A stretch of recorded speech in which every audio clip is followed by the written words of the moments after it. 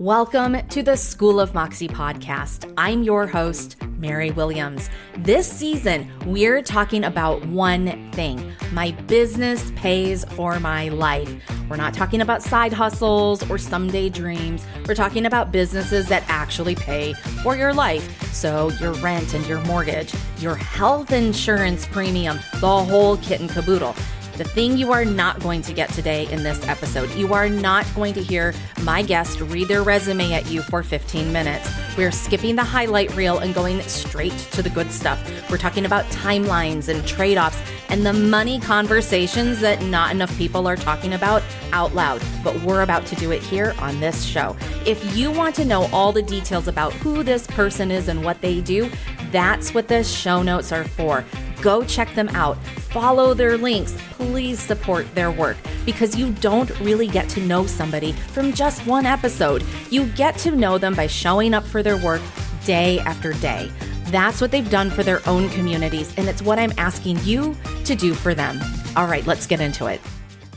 I feel like you are the bridge in my world from how School of Moxie first season originally was the activity that made me realize I was going to start a studio. And now we're in the studio recording, and you are my first signed and contracted talent that I am managing in the studio. Oh, that is poetic. Ta-da! And also, with enthusiastic and informed consent, step on me. Use me as that bridge. I love it. I love it. As you know, everyone who comes onto the show, we talk about a movie or a TV show. This season, everyone who's coming on is talking about their comfort show or the comfort movie, but you and I have a slightly different plan because also your story, which is the reason why I asked you to come on here to talk about my business pays for my life. Your story, I think, is highly, highly relatable. And I'm also hoping that you serve as a bridge for somebody else listening to the whole season so that they realize that you can start over at any time. You can make it happen. It's going to be so good. I am beyond excited. I'm trying to keep a straight face because there's so much I want to say. But, you know, this podcast episode could go on for hours. It could go on for hours, but it's not going to go on for hours. I know. In your brand, Desires Laid Bare, which we are rebooting here in the studio, and we're going to talk about that through our conversation today. But the really big thing that got you to rebooting Desires Laid Bare is some pretty big life stuff. You are definitely a little different than all the rest of the guests this season. You were in a 10-year relationship. You had somebody taking care of you more or less for about a decade, and now you're not with him anymore, and girl, you pay for your life. And you and I were talking before we hit record, and you were like, well, but I don't know, because like the business isn't like fully paying for it yet. And I was like, there is no one else who is supporting you in any way, shape, or form. So yeah, your business pays for your life. I think it's really important that people understand that. And when you first started, well, we agreed on your contract and we were like, let's start recording. And then you had been involved with another dom and then you guys broke up and you were kind of devastated. And I was like, you can't create from a place of fight or flight or devastation. You've got to find joy. And I assigned you homework, and that's what we're going to talk about today. So do you have one of your homeworks that you particularly love that you would like to start with and explain what it does for you and perhaps what it might reveal about like your values and your leadership style? You assigned me 3 shows, and they all became my Technically, comfort. there's a 4th. Well, yeah, but for the sake of this podcast episode not becoming 10 hours long, let's stick with those 3. And it's really hard to choose which is the best because they all have different aspects as to why they are a comfort show. But if I was to talk about pure comfort, I think I would have to start with Ted Lasso because that is such a wholesome show that I immediately started rewatching. So this was assigned to me before the whole breakup happened, the second rebound breakup. And so the fact that I pulled for that as the show to watch during like the first few days of the breakup, I think we should just start with that because the other one is Hacks, and spoiler alert, the other one after that is The Marvelous Mrs. Maisel. And the one you haven't gotten to yet is younger. Yes. So we'll get there. But I feel like we should start talking about Ted Lasso first, simply because that was the first show you recommended me, and it was the show I reached for post-breakup. What do you think Ted Lasso did for you? The way that he accepts people for whom they are, who they are. Like, we all have wounds. We all have issues. We all have this persona that we're supposed to carry in the world, in quotes, right? He sees through all of that. Ted Lasso saw through all of that and just chose to focus on the goodness that we all brought, not for what we did, but who we are. And for me, being Asian. Yeah. Girl, we could have a whole podcast just on being Asian girlies in business. Like, listen, you're right. It did heal something in me that, oh my gosh, I didn't have to perform to be wanted, to be loved, to be desired, that I was enough. Like, just saying that, I know it sounds so freaking cheesy, but it's like to live a life where you are consistently performing and hoping for someone to affirm you or to validate you, and to see that Ted, as a coach, was focused on making people better, not as athletes, but as better people. Oh my God, that was so great. And I think there was a lot about leading with curiosity that was how I naturally, as a person, live life, ask questions, experience other people. And to see that mirrored back towards me in such a wholesome way that is Ted Lasso was great. And oh my gosh, all the character arcs too. I think like growth and second chances and seeing like the best of people. I just knew that it was just going to be really wholesome, and also helped me ask a lot of questions as to what I wanted in life. And now that I am now single for the first time in my life, like truly single since I was 15, it's like, okay, if we lead through this curiosity lens, what is possible? What narratives or conditionings have I been carrying and living with that I can set down? I love that Ted Lasso, one of his catchphrases is be curious, not judgmental. And I think of all my friends, you have got to be one of the least judgmental people I have ever met in my entire life. It is one of your most beautiful qualities.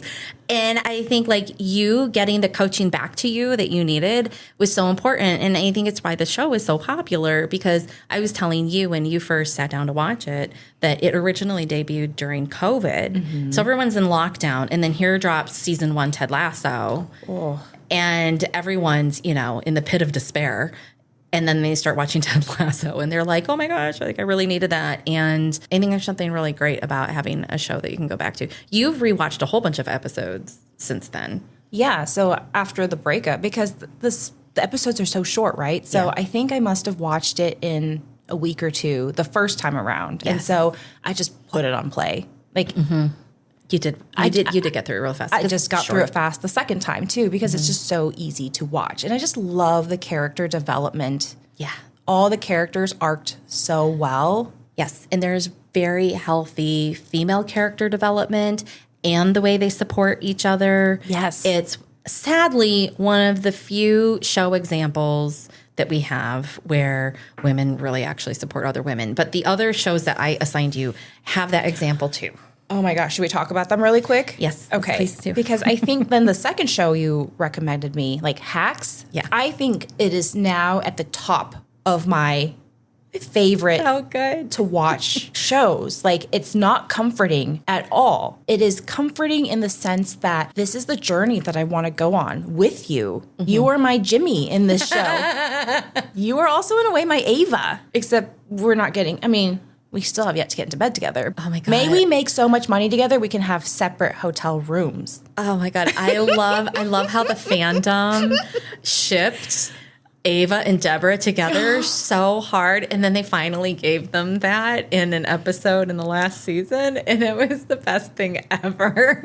Okay, to be fair, I did watch the Montecito episode a few days ago. So that's my comfort episode. Yeah, you do watch that episode a lot because it's really good. It's so good. And there was like the most autistic answer ever when they were like, yeah, we do shibari. She hangs me up from the ceiling. And then Leslie Bibb's like, oh, we know Sia. I'm like, oh my God, that is so me. I would totally say that. But that show, it's comforting in the sense that it was really real. Yeah. like success. Like it was never about Deborah being good or not. She was always good throughout the entire show, whether or not some of her jokes age well or not. But it was more like the through line was she was always good, but everything was pulling her back. The system of how the entertainment industry was, the comfort of her audience. Like she had to dim herself down a lot until Ava changed her and challenged her to be different. So it wasn't about her talent. And so for me, I think the comfort was just to see that it is realistic to struggle. And just because you've made it doesn't mean that it's just going to be a coasting ride the rest of your career or whatnot. No, it's not. Also, God bless Jimmy. God bless Jimmy and Kayla. I know. When you pointed it out, I was like, oh my God, I'm Jimmy. I'm Jimmy. You're Jimmy. I'm Bobby from K-Pop Demon Hunters. I'm Jimmy from Hacks. And I'm Susie from The Marvelous Mrs. Maisel. And I had never connected the dots. You are Susie through and through. The good parts of Susie. Yes, not the gambling parts of Susie. Thank God.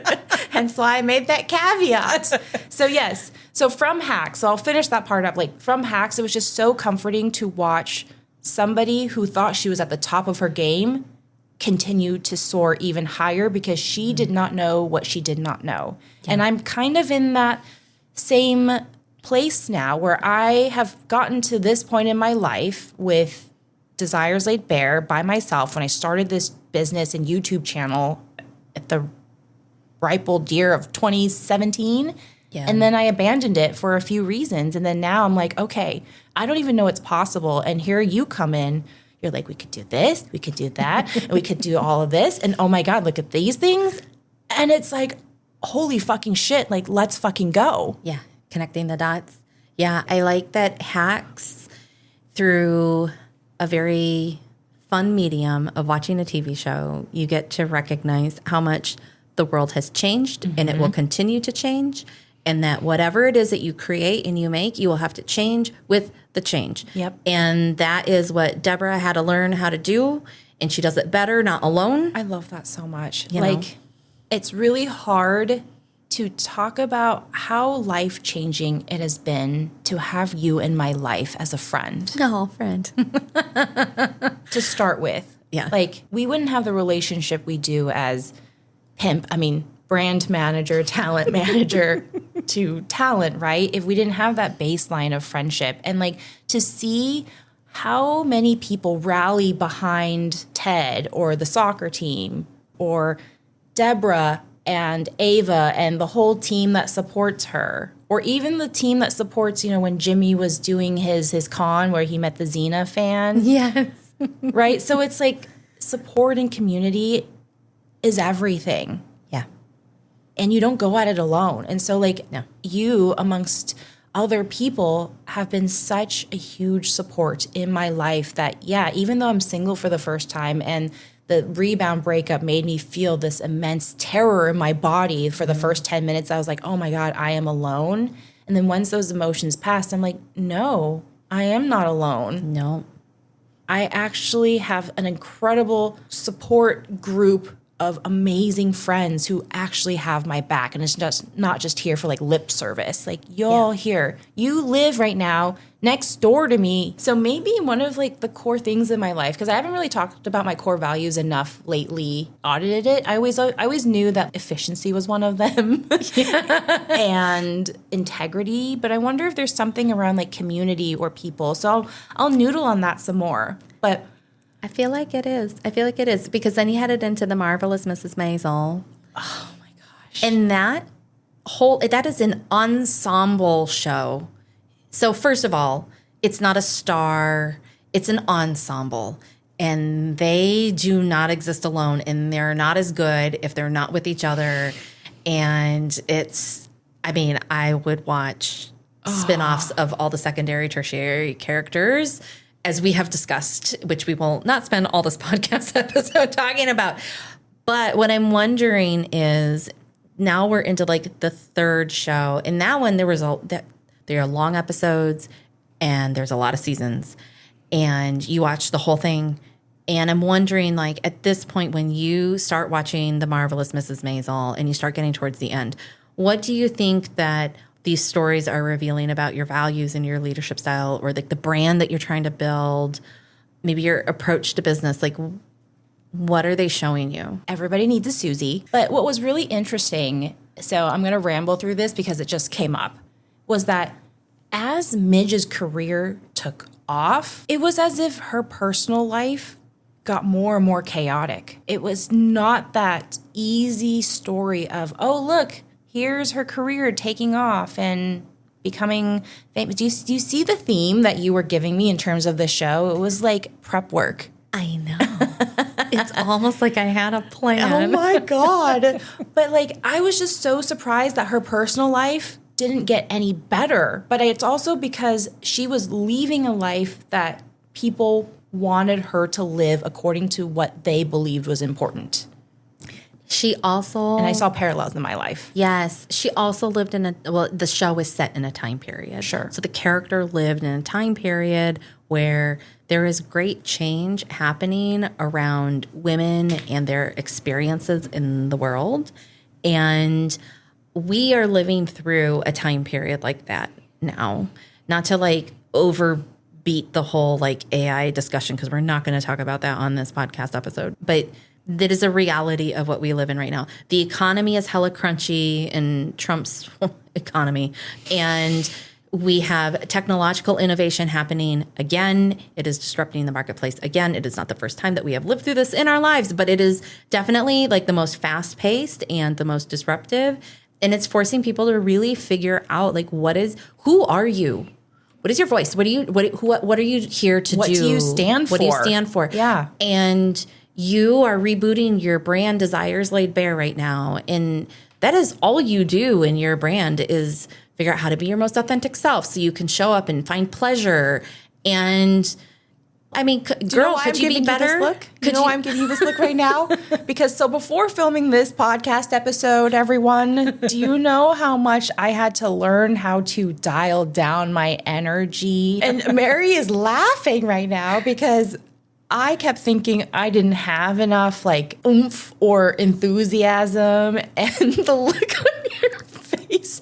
So yes, like it's really about finding who you are. And maybe what if you were performing this whole time? And yes, I understand, like you said, when I'm on stage, I need to be a different way. I need to turn that up. But then when I'm in front of a microphone like this, it's different, right? So it's not always 100% on all the time. When you said what you said, I'm like, yeah, this is why I'm making this face. Because for the last hour and a half, you were making me take after take to find who I am, like stripped of all performative stereotypes or beliefs. Yeah, we don't need to perform. You don't need to perform. Our best customers want to connect with us because you have figured out how to show up in front of them without all the bullshit. And there's so much bullshit that we learn in entrepreneurship. And also, I would like to say that for our graduating class of entrepreneurship that we come from the last decade, there has definitely been like an influencer tone, and there has been so much that has shifted and changed because we went from like shitty little Apple earbuds to like, you've got to have this full blown out Marie Forleo sets and scripts by Sunny Lenarduzzi and all the things, right? And that's just not how people want you to show up. You need to sound good. You need to look good, or confident at least. And you need to have something worth hearing about.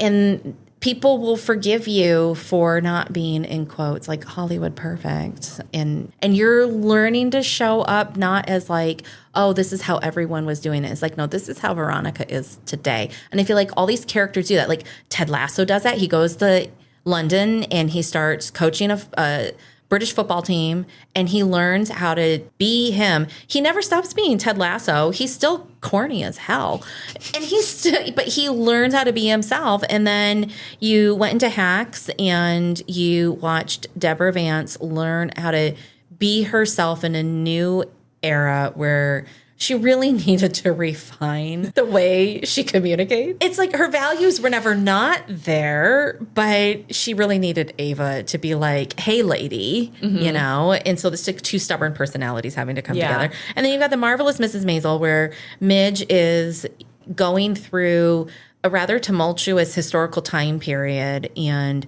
here she is, a woman daring to get on a mic when people are getting arrested for free speech. Yeah.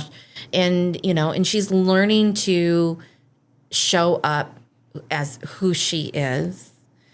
And then pretty soon here, you'll do your homework and you'll watch Younger, and you will be like, oh, this was like a whole syllabus. So like somebody else who's listening to this episode who might be identifying with you, I hope that they go and they follow the syllabus and start with Ted Lasso and then move into Hacks and then go do Marvelous Mrs. Maisel. That'll be a big meal. That's the entree. It's a lot to swallow.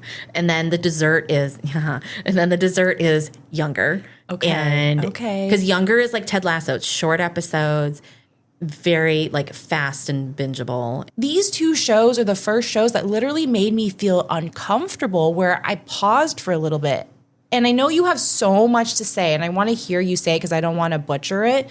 But just know that like I paused because it was uncomfortable, because maybe I was relating and it was mirroring me so much. Not that I throw temper tantrums, I think. Who knows? But like, girl, no. But it was just the unprofessionalism. Like, you've been given this opportunity, and now because you are being taken care of by your mom, your dad, and your husband and your parents-in-law, like, you can go be that temper tantrum person and still be okay because you are being taken care of. Yeah. But anyways, I was uncomfortable and I told you all about it. And then you have this theory and I want you to share it. Yeah, the theory is that you are watching a show.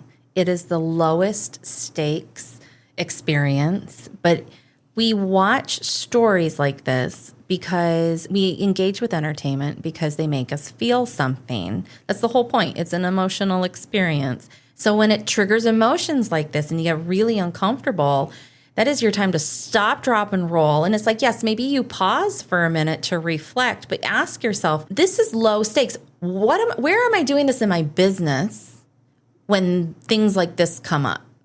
And it doesn't have to be the same situation as what you're seeing in the script that's playing out with the actors on the screen.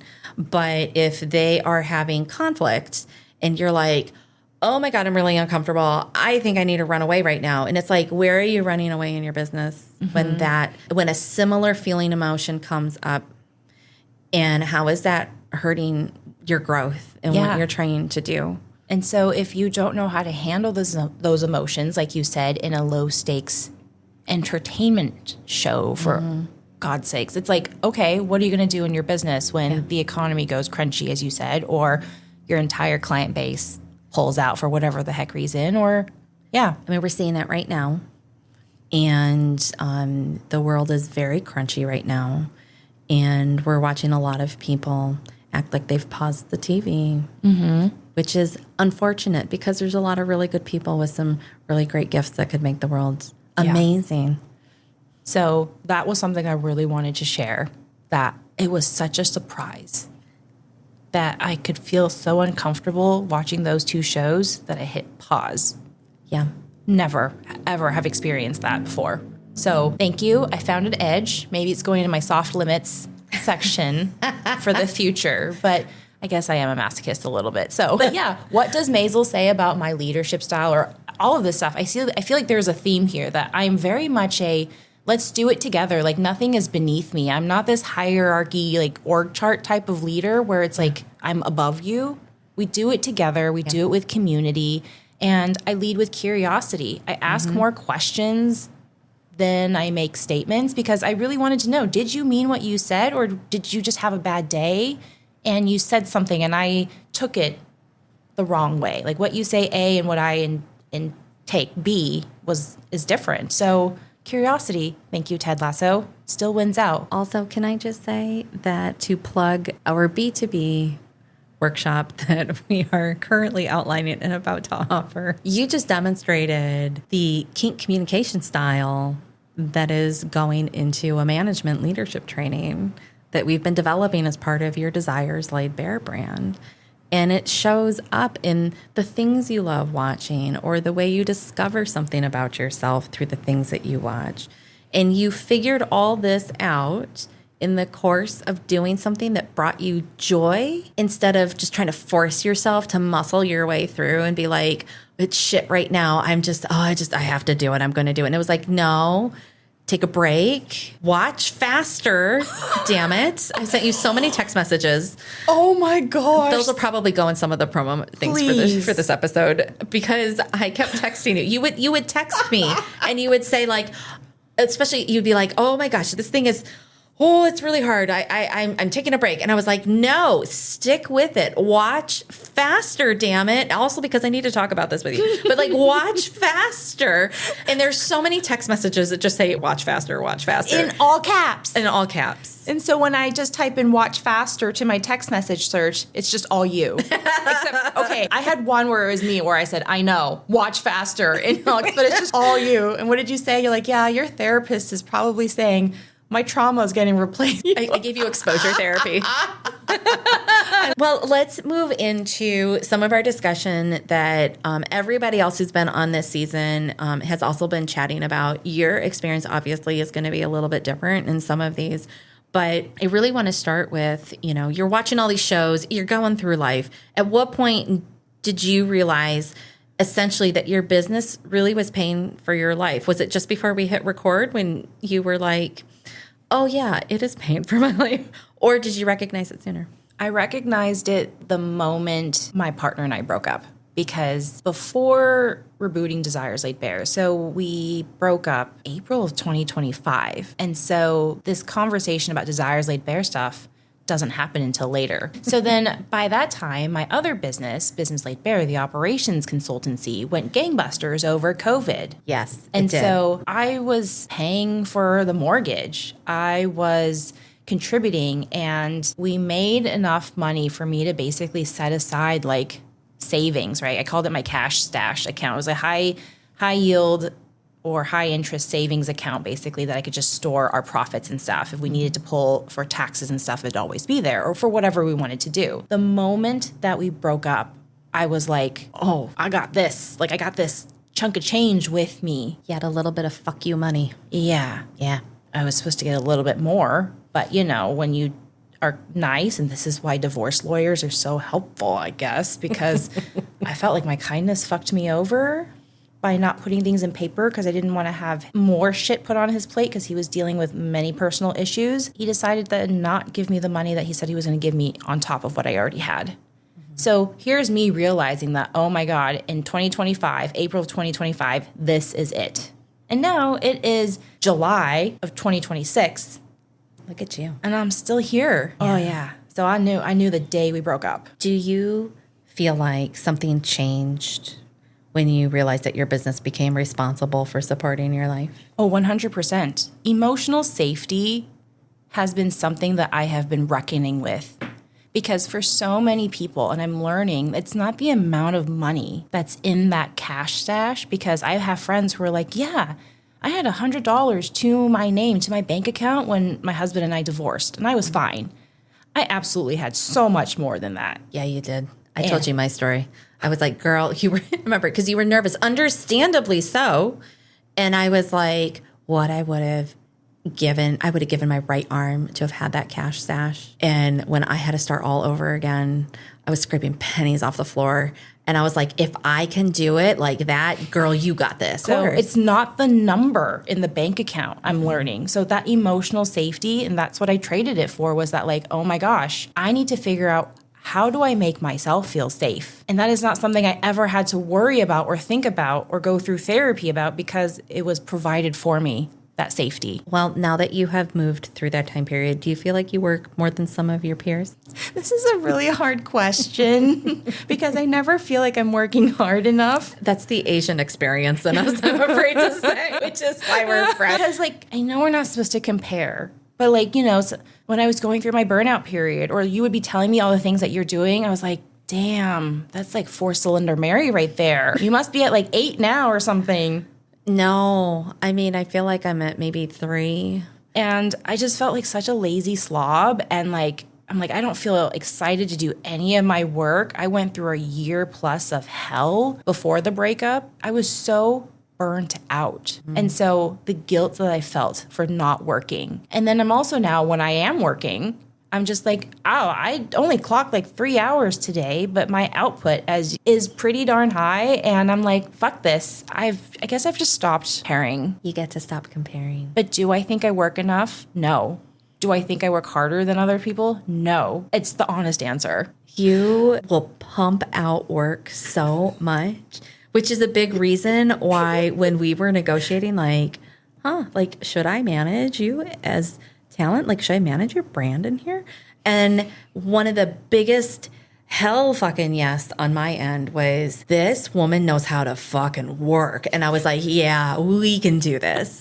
We can do this. So I will just add that little penny to your jar. I know the jar is still largely empty, but I'm going to keep adding pennies to it. Okay, I have a question that I've asked every single person this entire season because I'm trying to feel better about my health insurance premium. I'm asking everybody, what do you currently pay for health insurance each month, and how does it influence your business decisions? I know what your answer is. I'm just going to tell you because you haven't heard all the other people who've already been on before you. You are not alone in this. So would you like to share what you pay for health insurance? Yeah, after knowing what you pay for your insurance, I'm like, oh, fuck me. And again, transparency, because what do I have to hide? It's like, thank you, the state of Washington, because again, no business was coming in after I was so burnt out that I was able to take advantage of the subsidies. And so right now, I think the number is $172 and maybe like 42 cents. So let's just say $172. Oh, I'm so fucking jealous. I look forward to paying it in full, like not needing any of the support. So again, man, we should just start adding all the issues that we have that are like because of our Asianness. But right. If I didn't have that subsidy, it would probably be $600. Still pretty good. At least. For like one that I chose. For like a silver plan? Yes. And this silver plan is chosen because I built my health insurance around my therapist. I have heard a wide range of answers in the course of this season, but I think it's important that we talk about issues like this, because when you are trying to get to those milestones of like, my business pays for my life, I'm going to skip around in our questions a little bit, but one of the questions is if your business suddenly lost 50% of its revenue tomorrow, what would you do first? And I think that there's a lot of people that we know in entrepreneurship, and a lot of people who we don't know who are probably listening to this, and you know, they want to hit certain milestones. And if you live in a dual income household, and let's say your spouse is providing you with some really great W-2 subsidized health insurance, bless, you might end up in a situation, which a lot of people have had, where that spouse gets laid off, and then now it's, oh, hey, now look, my business is really doing something, but I've got this like actually really important bill that is going to need to be covered. What are we going to do? And so hearing what other people are paying can help you start to prepare and make sure that you don't get caught with your pants down. Yeah. Unconsensually. It's really bad. That's really bad that happens. So if your business suddenly lost 50% of its revenue tomorrow, what would you do first? So knowing that my business lost 100% of its revenue because I fully decided to choose family and caretaking, well, I chose it because it was the easiest thing to not have to argue about. Right? So when I say I chose it, it was kind of like I had to. So losing 100% of business meant that, yes, no money was coming in. So what do I do now is start dialing up all the people that I know, because that's what happened. I started reaching out through my CRM. Like, I texted people, I called people, I emailed people, especially past clients. And if past clients had work for me or could recommend me to other people, or just start figuring out all the coffee chats that I had, I basically just started doing so much outreach. Yeah. Outreach really is where it's at. Outreach. To the point where I was getting sick of myself. We all feel that way. Yes. I think if you're not tired of hearing yourself reach out to people, you're not doing it right. You know, it's just like marketing. If you're not sick of your own messaging, you're not doing enough of it. You're not doing it right. So yeah, I think that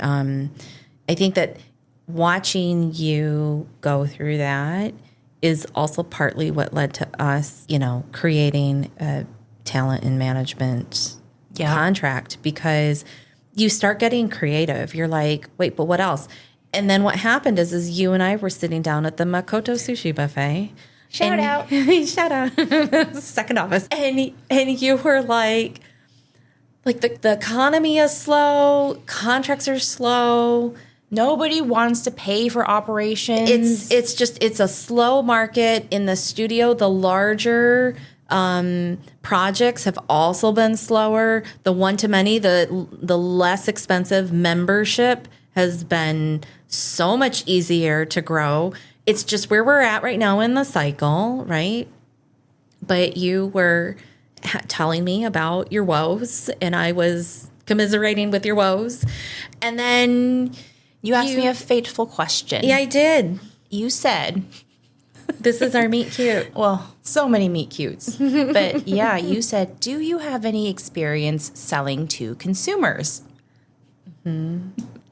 And you said, oh, didn't I tell you? And I said, no, you did not tell me. And then you told me about Desires Laid Bare, and you told me a bit about the YouTube channel. And you said you only had 2,300 subscribers. And I was like, that is nothing to sneeze at. Like, that is quite an accomplishment. And so I wiped the crab legs juice off my fingers, and I pulled out my phone, opened up YouTube to go search for Desires Laid Bare. And I was like, well, I'll give you some support. I'll hit subscribe, right? Yeah. And then I turned the phone to you and I was like, girl, what the fuck is this? I was like, it says 16,500 subscribers. And you were like, no, it doesn't. And I swear to bitches, you have a picture of my face because you snapped one. You were so smart to do it. And then we started talking about, what the hell is Desires Laid Bare? Where did this come from? How did that stop? And it brought up so many things, and it turns out that you really weren't done with it, and that there's so much business in it, and that it grew on its own with no new videos. The people are in the comments managing themselves for 3 years plus. 8 years. 8 years, pardon me. 8 years, all on their own. And, to your credit, because you understand ops and SEO, you built it very smartly in its original inception. And, and this was one of the things when we finally dove into all the analytics, you and I were both like, well, holy shit, I think this thing could really fly. Well, you said, actually, before you said that, you did the thing that shook me to my bones. You tisked me. The Asian mother tisk. Should have a whole ASMR that's just. Oh my God. I felt it to my bone marrow. Mary was like, you just, I can't even keep my face straight anymore. You were like, you've kept this from me this whole time. Look on your face, the disappointment. I snapped a photo. Emotional damage. I'm like, and I don't even think, maybe you paid for dinner that night. Oh, thank goodness. Because what the fuck, right? The least you could do after tisking me that was pay for my dinner. I think because you bought the one pre. So yeah, for a channel to be completely abandoned because it was so hard because memberships were the thing back then. Yes. To get people to convert to a $10 a month membership was just so hard. And then somebody was like, oh, I'll pay you $4,000 a month to do my operations. Mm-hmm. Sold. So that's why I stopped posting and engaging. And when you were like, yeah, you're not done. You're not done. You're not done. No. Here are actually other ways in which we can grow it just beyond a B2C business. It's not just teaching kink to beginners and the curious. You're like, we could do a B2B arm because you're so amazing at having difficult conversations. Mary, you just kept saying that to me over and over, even before Desires Laid Bare was even in your periphery. Yeah. And so it's like, wow. Now we're going back to Deborah, right? She thought she was on top with her residency. Mm-hmm. The heights that she went to at the end of the show. It's like, this is why I'm like, this show is so good. This is where I'm at. I don't know what I don't know until the right people come into my life. Yes. Isn't that so true? And then what did you do after that? You said, okay, I know you have ADHD, your dopamine's running. So what we're going to do? We're not going to touch it. And what do we want most? The things that we can't have. So I had to wait patiently while she spoke at this stupid little conference called South by Southwest. I was like, I'm busy. Please hold. Well, I fed your cats. And oh my God, they love their Auntie Veronica. I love them too. And Mary, you made me wait it out. You made me ride that dopamine wave. Yes. And then you're like, come back to me. Well, let me come back after the conference. And if you still want to do this, we'll talk. Yeah. Hell yeah, I still wanted to do it. Yeah. And then you also said to me, you're like, because I said, oh, I'm so good at rationalizing why something's not going to work. I should get a gold medal for this. You really should. I'm like, what if this was all a fluke? What if my time has passed? What if this was all a fluke because the channel's now petering out? And you said, well, one, let's go to your analytics tonight. Like, send me some screenshots before you invite me in. And then two, you said, what goes up when the world goes to shit? And I'm like, I don't know. Things that make you feel good. Pleasure. Romance, smut. Yeah. Kink. Yeah. There's a lot of kink curious people right now. Mm-hmm. And so when you then made me go look at my YouTube analytics, you're like, so how can 240 views in the last 48 hours alone, and it consistently did that, tell me that it's just a fluke again, Veronica? When you're doing absolutely nothing in there and you still have that. Well, now that you are doing everything, do you feel like you've given anything up in order to build this business? I gave up a false sense of security. I gave up that cushy life that somebody was taking care of me at a price. I didn't know that my partner is narcissistic. I didn't know how much I was being controlled. I didn't know how much I was losing my sense of self and my autonomy and my identity. And yes, we were in a dom sub 24/7 dynamic.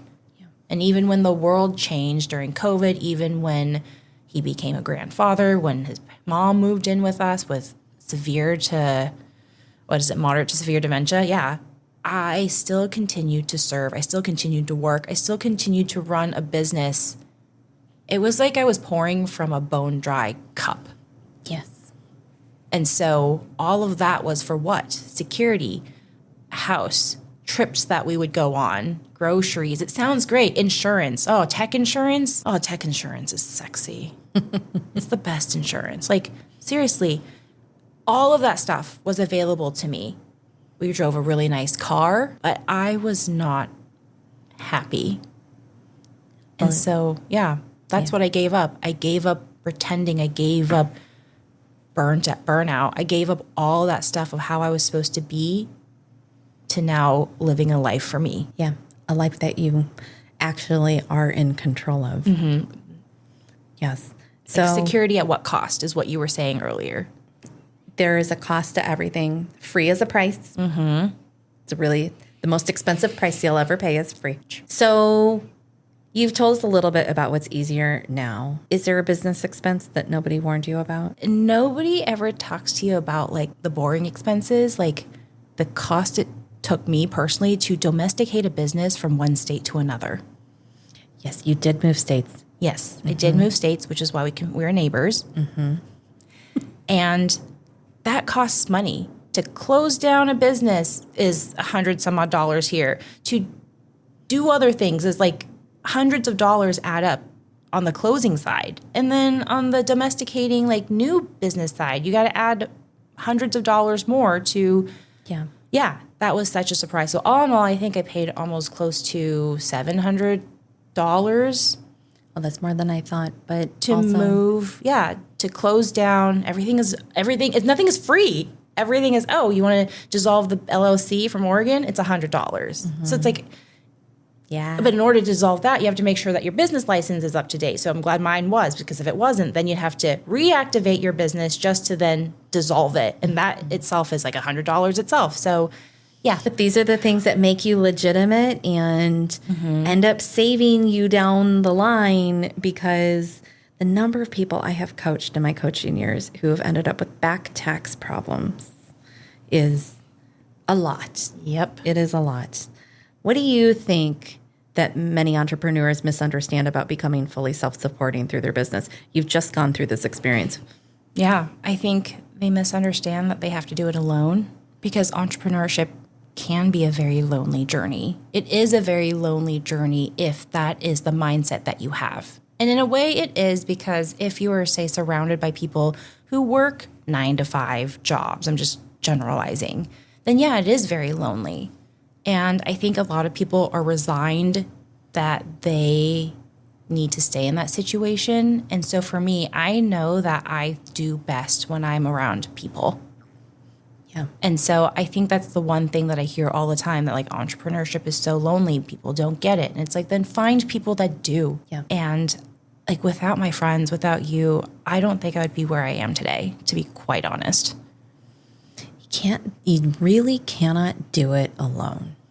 I mean, I know hyper-independence is one of my trauma responses and stuff, but it's like, I think there's a difference between hyper-independence, though, and self-reliance and the ability to take something to the finish line. And in our pop therapy on meta products, name the channel, right? There's so much conversation around hyper-independence. I have a whole theory on that will become like a conspiracy theory episode, but I feel like the whole trad wife movement and a lot of the conservatism that is trying to put women back into a very conservative leaning box wants you to believe that your self-reliance is hyper-independence and that is an unhealthy response. You cannot do it alone, but there's a difference between getting help and then becoming dependent on people. oh, that's so good. And so you figure out that the gray zone and that fine line with your therapist and with good coaches who are not just trying to tell you to be something, and with friends that you trust so you can compare experiences, right? But yeah, do we have some hyper independence? Of course. Of course. I am an elder millennial. The sun was setting on Gen X when I was born. And like everything I remember is millennial. And I mean, I am a fucking dinosaur in this era. And I'm like, do you know how many recessions I have lived through? Oh no, another world, once in a lifetime. Another once in a lifetime, unprecedented something, right? It's like if my ability to pick myself up, dust my booty off, and keep going is considered hyper independence, you know what? I'll take that. Fair. But to always think that you're going to be alone because no one understands you, it's like, that's a choice. That's a choice. That is most definitely a choice. Yeah. I've been having some very interesting personal journaling sessions recently where I've been discovering how much I'm looking for peers. It's one thing to have community, but to have peers means they understand your experience and you can actually grow and build together. And after getting the keys to the studio here, and you have been a wonderful peer and holding space for me in that, but I have discovered like, wow, my life is very different than when I just had a home office, borderline freelance type service-based business. Mm-hmm. Like this is founder life. I have never been this busy in my life. I have never had this much cash on the line. I've never had this much resources. There is so much on the line, and I'm just like, holy fuck, most of the days. And you're just like, I'm so proud of you. Yeah, you're like, you can do it. And I'm like, can we get more crab legs, please? Mm-hmm. Because I got a juicy question. Okay. What are business programs, coaches, and communities not talking about enough that keeps people stuck in dependency patterns? Because I feel like this is what holds people back from being fully self-sufficient, whether you have a dual income household or not, but or at least just to reach the goal that you have in your business. Whenever I hear people not getting there and they're like in a loop, it's a dependency pattern. So what do you think that these programs and coaches and communities are not talking about enough? Operations. Yes. Seriously. Like, preach. I have seen so many accelerator programs, group programs, business programs. I have seen so many of the things that teaches you how to build a business or do this. They never talk about operations. And your operations is literally the how. that makes your what? Your mission statement, your goals, all of that stuff come to life. That reliance on people and yourself. It's like, even though we talk about automations and software and operations, it's like, it's not about that. It's literally about creating an intentional way of operating or doing the work. Even if it's 100% people, it's like, there's got to be a process. There's got to be predictability, dependability. And so when your operations are something of an afterthought or something you just check because you're like, oh, I did my operations. Yeah. It's like, no, you don't one night stand your operations. It's like a long-term relationship where you got to go to therapy and audit each other and do all that good stuff, because it's that foundation, that infrastructure that's going to be able to hold. Because if you're building your business on, like, say, straws or a house of cards or whatever people want to say, and then suddenly everyone's like, what's the number one or number two goal? Actually, the top three things people want in business, especially founders, is more revenue, more profit, and to pay themselves more, to pay some, it's something to do with money. And so they're like, yeah, I want to, like, scale my business. Now I'm just, like, getting on this soapbox because I hear this all the time. Like, I want to scale my business 5 times, 10 times, or whatever. It's like, okay, if you're currently serving 5 clients and your business goes 5x, that means now you have 25 clients and they all come tomorrow, which is possible because someone can refer you. You go viral on a social media platform. It's all possible. Yeah. And then what happens to your business and you when that 5x comes? I so wish we had met during COVID when I had my mastermind. You and I would have conquered all the spaces together, because I used to say the same thing. It's like, if you just think about it, that whole, like, 10x book or any of the stuff that people talk about. Yes. You can't grow without operations. No, you really can't. I love reminding people who are old enough to remember Oprah when she still had her TV show, and she had her annual holiday, Oprah's Favorite Things. And in the very beginning of those years, she would just pick her favorite things and then put them on the TV show. And then she had her magazine. They would go in the magazine. And she put so many businesses out of business because their operations were not capable of scaling. And while that is a big ask to scale that quickly, it is possible. But if you never think about it, and you never prepare anything to be flexible enough to accommodate that, it's like our friend Megan and I, we went to an e-commerce panel, I think last summer, and it was all hot sauce makers here in Portland. And one of them had gotten on Hot Ones. Her sauce was featured. God. And she was so adamant in her operations about clinging to, like, an old model that she really wasn't able to scale up. And, you know, and there are so many stories of this that happen, and it's such a shame. It's like you don't have to reach for some huge number. Not everybody in this world wants to be a billionaire. Did you hear that, Elon? Not everybody wants to be a billionaire. But we are in business because we're trying to make money. The business is part of the capitalist society that we live in. And so, you know, if you're not thinking about where the money comes from and where it's going to, which is operations, then problem. Yeah. And when you get that 5X business and you 5X the amount of products now that you have to send out or clients that you work with. Yeah. What's going to happen to your business? Is it going to fold under that pressure because now everybody's stretched thin? Or are you going to then create a terrible business culture where it's like, no matter what, we get it done? Or even worse, your clients and customers are going to have a shitty experience with you. And we know that user-generated content or referrals are the best ways to get business. Yeah. And when you have a terrible onboarding experience or a new customer experience, you're not going to be like, oh, hey, go buy this. Sounds like a kink negotiation gone bad. So that I will now step back down from my soapbox. I yield the rest of my time. My prepared comments are done. Tell me about a bill that you are weirdly proud to pay. My credit card bill in full.